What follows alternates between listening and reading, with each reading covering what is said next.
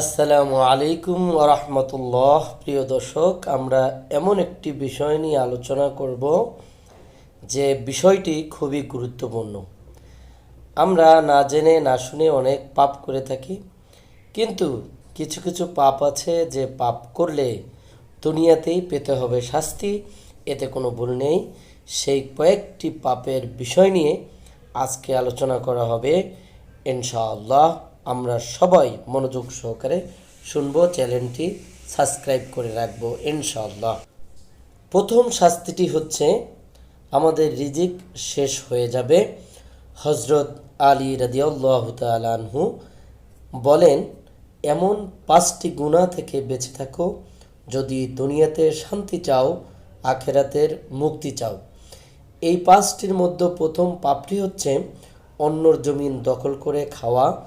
তার মধ্যে যেমন থাকতে পারে বনের জমিন। বাংলাদেশে প্রায় আমরা জেনে থাকি যে আমরা বনের হক থেকে বঞ্চিত করি এবং বনকে জায়গা দিতে চাই না।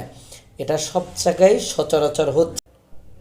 দ্বিতীয়ত হচ্ছে ইয়াতিমের মাল দখল করা। আসলে আমরা ইয়াতিমের সাহায্য করা বাদ দিয়ে বর্তমানে আমরা ইয়াতিমের সাথে প্রতারণা করে তার সম্পদ থাকলে আমরা নিয়ে নিচ্ছি। তৃতীয়ত কালো জাদু করা। চতুর্থত আল্লাহর সাথে কাউকে শিরক করা। আসলে আমরা বর্তমানে অনেক ক্ষেত্রেই কথাবার্তা বা যে কোনো কারণেই যে কোনোভাবেই আমরা কিন্তু শিরিক করেই যাচ্ছি।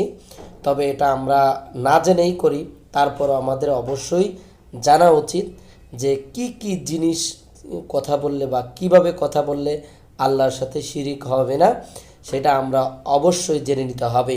পঞ্চমত সুদ খাওয়া। সুদ থেকে আমরা যত পারি বিরত থাকব ইনশাআল্লাহ। আসসালামু আলাইকুম রহমতুল্লাহ।